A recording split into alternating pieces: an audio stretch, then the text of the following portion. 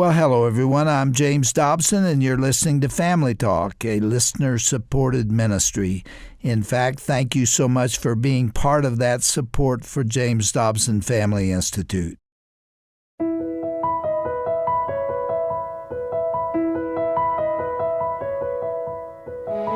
Welcome to Family Talk, the broadcast division of the Dr. James Dobson Family Institute.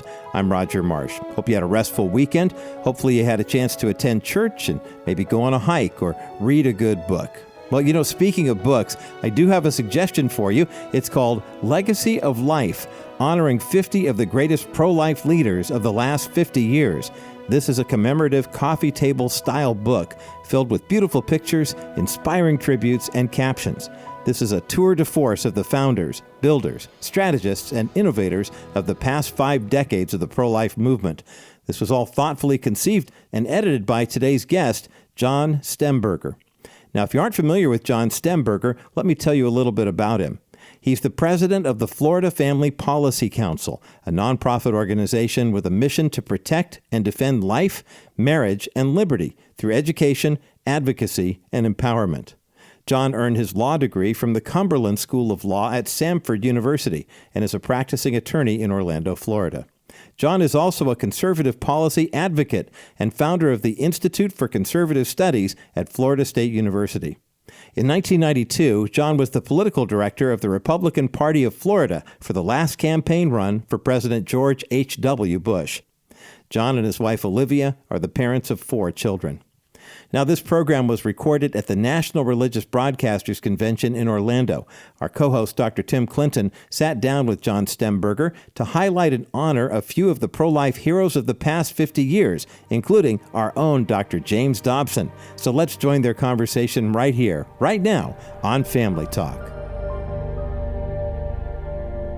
Welcome back, and we appreciate the work God's doing in and through you. Yeah, Tim, it's great to be with you.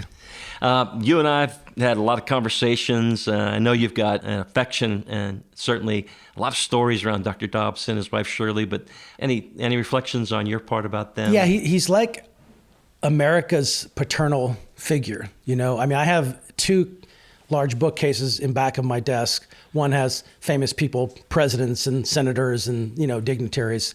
And the other one has my family on it. And Dr. Dobson's picture of him and I are actually on the family side because that's the way I feel about him. I grew up, my father passed when I was 15. And so there's just a neat thing about men that like that you can look at as a grandfather and a father figure. And he's been that way to America for many years. Well, he still has a lot of vinegar in him. He's got some spice when it comes to these issues. Right. He grieves about what he sees in culture. Last time we were together, we were at an event in Colorado Springs. Public policy leaders from across the country had come in. Yep. And I don't know if you remember this one scene, though, but there was something happening in the meeting. It wasn't going well. And Dr. Dobson was getting frustrated, and he did what only Dr. Dobson can do. He shut the meeting down. Yeah. He absolutely stopped the meeting. He was so frustrated. And then I remember him saying, "We're going to pray." And so he, in that moment, called the entire room to prayer. And I'll never forget, he gets kind of down on that knee before God and starts praying and saying, "God, it's ominous, it's dark, it's evil." And then he said something that shifted the entire room. He said, "God, it's evil, it's dark, but," and here were those words, "you are with us." And God, we claim that. And there was a shift in that room at that time. The whole thing changed, and we were back on track, rolling down the highway. Sensing and calling on God is everything. I think it's been the hallmark of who he is. He so looks to the Lord and continues to, and just prays constantly that God would do something and raise up people like you to be that voice. The beautiful thing is in that room were leaders that, because of Dr. Dobson's leadership, were birthed, these 40 state policy councils that exist now. And it's really one of the best kept secrets in America. These men and women that run these policy councils, they're humble, they're theologically sound, they're strategic.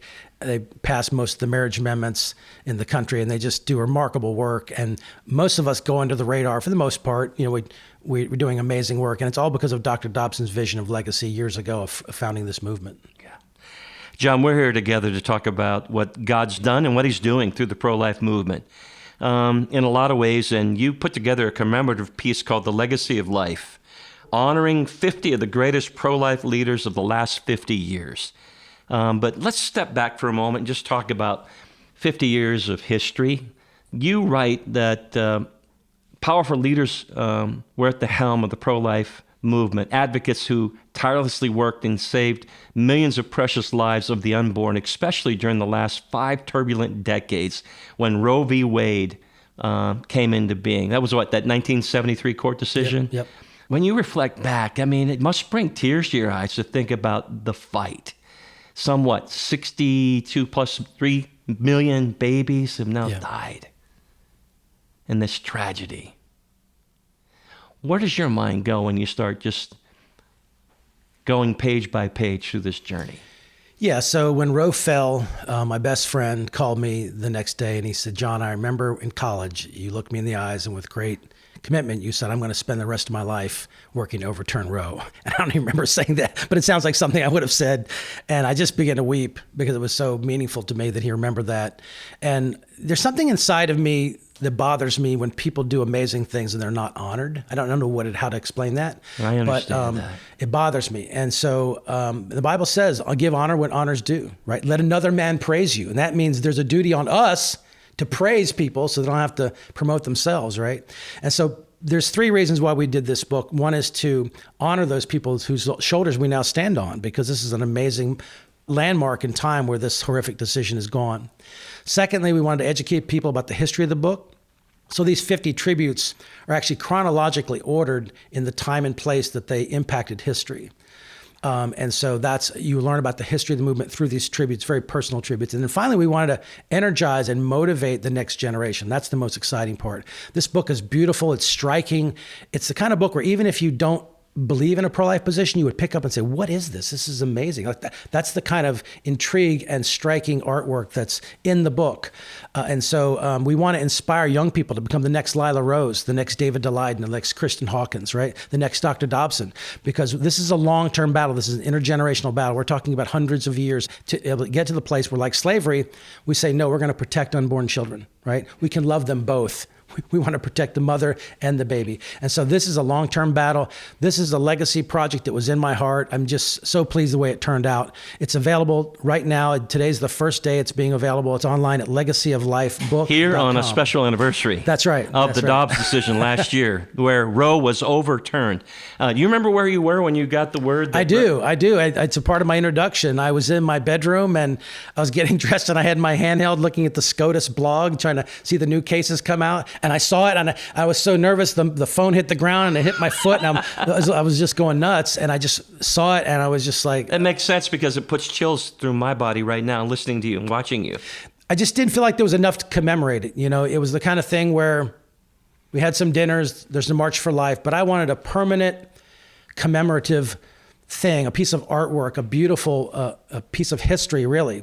And that's what the book is. It's unique history about these various leaders. This work, again, I want to make sure our listeners understand what we're talking about again here. This is a commemorative, kind of a coffee table work. Legacy of Life, honoring 50 of the greatest pro-life leaders of the last 50 years, forward by Ben Shapiro. And John, you're the editor. And when I thumb my way through the pages here, I'm just amazed at who you profiled. We're going to talk about the founders and the builders and the strategists and the innovators here in just a moment. But these leaders, what God has done, this is something to put before not just yourself, before others. Let them see what God has done and the faithfulness, the stewardship that has taken place That's here, right. Committed to this journey, to battle, to fight for life. John, we also know that even though that Dobbs decision came down, the fight goes on. It went back to the states, and there's some real battlegrounds going on right now. Well, the good news is we have about 22 states that have almost prohibited all abortions and protect unborn children. Amen. But we have an equal number of states that are basically allow abortion for any reason up to 9 months of pregnancy. And nobody likes to mention that, but that's actually the case in many of these states. No limitations whatsoever. And then there's a small handful of states. Florida was one of those, but we just changed our law now to 6 weeks that are kind of in the middle. And so that's where we're at. So this is still a battle, but it's amazing that at least half of America is pro-life. And so, but we're going to have to go to the drawing board in these blue states and just remind people, help them, educate them, show them what in mommy's belly, it's not a blob of tissue, it's a baby, right? It's not a duck or a Buick, it's a baby, right? And so we have to remind them about the humanity of the unborn child. We just have to go back to the drawing board and educate them and motivate them the same way we got here to begin with. It boils down to that personhood debate, and I love what's happening with these heartbeat bills and more. Of course, we all stand on the ground of life begins at the moment of conception. So we do have work to do. Yep. But I'll tell you what, this is a moment to celebrate. John, I wanted to step back for a moment and just reflect with you on some of those leaders, profiled in here: Ronald Reagan, Francis Schaeffer, Phyllis Schlafly, James Dobson. You mentioned Abby Johnson, that next generation, if you will, and Kristen Hawkins, I think Lila Rose and others. But let's talk Francis Schaeffer for a moment. I remember him coming to Liberty University when I was a student. And how then shall we live? And what did Schaeffer pour into your heart and soul, your mind, as maybe you read him, heard him, and you think about this battle? Jack Wilkie is kind of the founding father of the movement, but other than Jack Wilkie, I think Francis Schaeffer really stands out when you read these tributes. There are so many people, at least a dozen of these men and women, that said Schaeffer directly affected me. You can see these strands. Yes. Wow. How one person's life affects many others. You can see it all throughout the book because each person talks about who affected them and who led them. When you think about overturning Roe, how did we get that done, do you think? Well, it was through many, many years of work. And so really it was through elections. Through elections, we elected the right presidents. President Trump gets a lot of credit for this. I mean, I know he's a very controversial figure, but look, he appointed the right people. Best thing about President Trump is the people he put around him. And that's what was smart. And we brought him to the dance when the mainstream Republicans said, hey, ooh, icky poo. We said, this is about life and marriage and the Constitution and about the Republic. And so look, it's about policy ultimately. Policy matters, exactly. That's the bottom line. And so he's the one that made the appointments of the justices that changed the court, and here we are. And so he gets a lot of credit for that, along with the movement that brought him there, right? Because evangelicals are the one that stayed with him and were loyal with him to get him elected. You had mentioned the word honor before, give honor to whom honor is due. And the other goal of the book really was to help educate those who would pick this up, not just of the history, but again, of what binds these hearts together and what the real issues and battles have been, and where people spoke into those issues, and how it becomes an apologetic, if you will, for life. Is that really at the heart of what you're trying to get done in and through this? I think that when people see someone standing, even standing alone, it inspires them. There's courage there, there's commitment. And I think my goal is to have young people pick up this book and say, wow, if this book inspires even one person to rise up and become a huge leader in the movement, then it's mission accomplished, right? And it's really designed to appeal to young people in many ways. It's gorgeous. The appeal to Ben Shapiro. We have a tribute in the back to the unknown activists, all the thousands of people who will never be known, will never be honored. Yeah. We have a tribute to them, and a tribute finally to the mothers who chose life in the back of the book. So what's so encouraging to me is I've been at the March for Life with our Family Talk team the last number of years, and it's this younger generation that's showing up. Yeah. They call themselves the pro-life generation, to say, hey, we're going to bring a blow, if you will, to what's happened here. And we're going to stand emboldened to that end. And are you encouraged with the energy you're seeing? No doubt. Oh, yeah. I mean, the Dobbs decision is a big lift, but I mean, there's starting to be an energy, a collective energy that's moving in a direction, that's moving against the tide, if you will, that says, no more, we're not doing this anymore. Yeah, we kind of have a crisis of epistemology. That's a fancy philosophical word meaning what is real, right? We can't discern what's real anymore. And I think a lot of people are just pushing back and saying, enough. Like, we're not going to put up with this just because corporations and the schools and the government says we have to do this. And so we're seeing that in a lot of ways. I think young people are more pro-life than there ever have been. And that's very encouraging, because when that happens, the next generation comes and it's game over if you can capture the imagination of young people. You've broken the book up into 4 key areas: founders, builders, strategists, innovators. And I just want to talk about maybe a couple out of each one and why you profiled them. But we talked about Francis Schaeffer up front. You mentioned Jack Wilkie. I'm just thinking, any other founder that just really jumps off the page to you that meant a lot? It's hard to choose. There's so many of them, really. I know. But Mildred Jefferson was a Black American woman. She was a physician, Harvard-educated person who Ronald Reagan listened to on TV, give a pro-life presentation on public TV.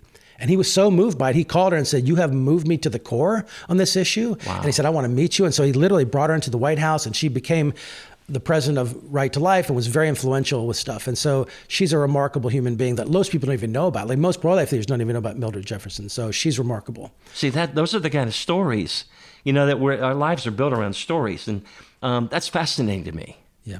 And in terms of the builders, Dr. Dobson has to be, to me, the star of the show. Go into the builders piece. We were waiting to bring up Dr. Dobson. His tribute is called The Lion of Life, and Bob Vander Plaats wrote it, who's the policy council director in Iowa. And if you think about Dr. Dobson's influence, he saw in advance what was happening, and he built infrastructure. He founded the Family Research Council in Washington, D.C., and then he suddenly saw that the attacks of the family were state level. And so he got together with funding and some strategy with other people, and he started forming this network of state policy councils. And I owe what I do to Dr. Dobson. He's a hero in our eyes. And so you think about, without Dr. Dobson, we wouldn't have Alliance Defending Freedom, which is the largest legal force we have. We wouldn't have the State Policy Council movement. We wouldn't have Family Research Council. So his impact is really remarkable. And then there's all the people that were influenced by him, not just moms and dads that said, "I raised my kid on Dr. Dobson," right? But there's just the leaders that have been influenced by him. And it's just remarkable. That's that righteousness and culture. Often when I talk to Dr. Dobson, he says, "Tim, we're built on marriage and family, and we're built on righteousness and culture. And we can't waver. We've got to commit ourselves to truth, be anchored in the Word of God, stand boldly on it." Yep. Any other builders or maybe strategists? So there's a fellow named Mark Crutcher, who not a lot of people know about. But he did some amazing stuff, and he influences basically Lila Rose.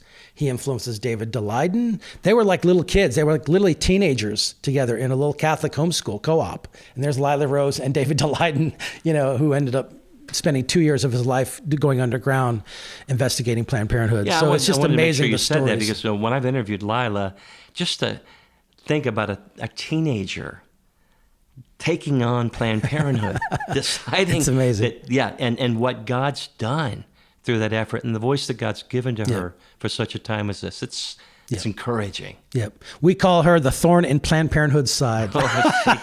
She Lila does Rose. have a little of that so in that's her. perfect. She's one of the innovators in the book. As you reflect again on these who have committed their lives to this end, it's got to be some type of common thread. Is there something that kind of weaves its way through the tapestry? That's a great of all question, that? Tim. That's a great question. Resilience. I think about William Wilberforce, who stood alone as the only member of Parliament. And for 18 years, for 2 decades, he argued for the end of the slave trade. And they said, "You're insane, you're nuts." He was an outcast amongst the Parliament members, amongst the society. All these leaders had this resilience where it doesn't matter who criticizes them, they're going to continue to do what God's called them to do. And I think that's the key part that I see, is their ability to absorb criticism and pain and throw it back and not be hindered by it. When you think about 50 years, 5 decades, it's a long time. It can get pretty discouraging at times. John, what have you done in those moments of discouragement? How have you kept yourself going? That's a great question. When I think about discouragement, I have just developed a sanctified resistance to this kind of pain. When I walk through the Arlington Cemetery and I see row after row of those markers of people that gave their lives, whatever I'm experiencing is nothing to these men and women who have gave their full commitment. And so really what I do is very small. People, say bad things about me on the internet, Twitter. It's like, who cares, right? The bottom line is that this is an issue which we have to be willing to go to the mat on, and we have to fight with every fiber in our body to say these are human beings made in the image and likeness of God. And we will fight. As long as God gives us breath, we will fight for the unborn. That resilience, that perseverance is showing up. And I love to say this, life is winning. That's right. Life is winning. John, again, you've put together an amazing work, Legacy of Life, honoring 50 of the greatest pro-life leaders of the last 50 years. It's a beautiful piece of work, highlighting and profiling those who have been bold and courageous, who often, by the way, stood alone at times, who battled through the discouragement, but God gave them grace and added strength. A book of honor, a book to educate future generations. What a gift to us all. John, I know you're president of the Florida Family Policy Council, and I'd be remiss if I didn't ask you about year two. What needs to happen at the state level, at the federal level? Where's the battle? And how do we engage this so we can continue this fight and keep that pro-life movement winning in this post-Roe America? Right. So I wrote a national strategy book called Thinking Clearly After Roe. It's a 5-part strategy, and it involves policy, it involves care for women and their babies, it involves law, and it involves basically culture of getting direct action. Right. So those are the elements of it. And so half the country, we have states that are almost prohibiting all abortions and protecting unborn children. The other half of the country are just the opposite. They almost seem like they're running rogue. Almost allow abortion for any reason. So we have to go back to the drawing board in these blue states and just say, hey, let's start educating people back again. We need to emphasize mothers. Abortion hurts mothers. That's a big key factor because it's not just about the baby. It's about that mother who could be involved with hemorrhaging, perforation of the uterus, sterility. There's just all kinds of issues that come during the abortion, after the abortion. And we need to understand, help women understand that this is hurtful to women, not just to the baby. What was the name of that book again that you said you just wrote? It's called Thinking Clearly After Roe, a 5-part strategy. Thinking Clearly After Roe. A 5-point strategy. It's available at flfamily.org. flfamily.org. You know, I want to encourage everyone out there listening, if you, too, maybe have served out on the front lines, battled for life, we salute you. Yes. And we'd love to get a copy of this commemorative work into your hands. We're going to have some of the photographs up on our website. You can go to drjamesdobson.org, drjamesdobson.org, and check out some of these amazing pages and learn more about how you can get a copy of Legacy of Life. John, if they want to know how they can find out more about this beautiful piece of work, this book, where do they go? And maybe how can they purchase it? Sure. Legacyoflifebook.com, legacyoflifebook.com. And they can purchase it there. There's also a beautiful book trailer, like a movie trailer on it for a book that's very inspirational as well. So, John, I want to thank you for your courage and strength, being on the front lines, standing strong for life, a family policy leader, and more. I know it takes a toll, but God gives us strength. He does. And by the way, anytime we're involved in his work, that's a good thing. And I know on behalf of Dr. Dobson and his wife Shirley, they wanted me to make sure and say that to you. Thank you. They appreciate you and pray that you'll continue to stand strong, stay faithful, and continue to be bold and courageous, especially for such a time as this. Really appreciate what you said, because there's a tribute to the unknown activists. And there are many thousands and thousands of people who worked their entire lives, ordinary people doing extraordinary things for a perfect cause. They will never be known, never be honored. And we have a tribute that honors them at the back of the book. And that's the most special tribute to me in the whole book. John Stemberger, editor of this new book, Legacy of Life, honoring 50 of the greatest pro-life leaders of the last 50 years. John, what a delight to have you. Thank you so much for joining us. Thank you, Tim.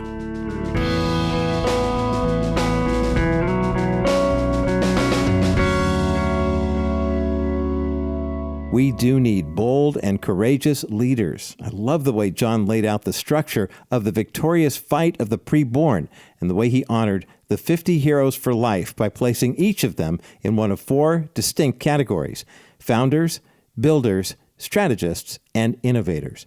And you know what? We could use a few more of each of those skill sets right now. Perhaps you will be called to stand up for the preborn, be a voice for the voiceless. Think about it. What is your unique talent, and where is your circle of influence? Well, friend, you're listening to Family Talk, and we just heard the conclusion of John Stemberger talking with our co-host, Dr. Tim Clinton, and what a dynamic conversation it was. If you felt moved by today's program and you find value in what you hear on Family Talk, why not consider making a monetary donation during this month of June in support of our ministry? During this month of June, we have been blessed by some special friends of the ministry with a matching grant. But time is running out because the end of June is this Friday. Just think, every dollar you donate will go twice as far to equip parents, educate kids, and strengthen marriages. Now, the grant only goes up to $300,000, so please consider a gift today to double your impact. We greatly appreciate your prayerful consideration. Now, to make a donation online, just go to drjamesdobson.org. That's drjamesdobson.org. Or if you prefer, you can make a donation over the phone. Call 877-732-6825. Final reminder, once again, go to our website at drjamesdobson.org for more information on how you can order your own copy of that beautiful commemorative pro-life book we were talking about earlier in the broadcast. It honors 50 of the greatest leaders of this movement, and here at the one-year anniversary of Roe versus Wade being overturned, it would make a perfect gift. So go to drjamesdobson.org/family talk for more information on how you can order your copy. I'm Roger Marsh. Thanks so much for your prayers and for making us a part of your day. May God continue to richly bless you and your family as you grow stronger in relationship with Him. And I look forward to you being with us again tomorrow for another edition of Dr. James Dobson's Family Talk. This has been a presentation of the Dr. James Dobson Family Institute.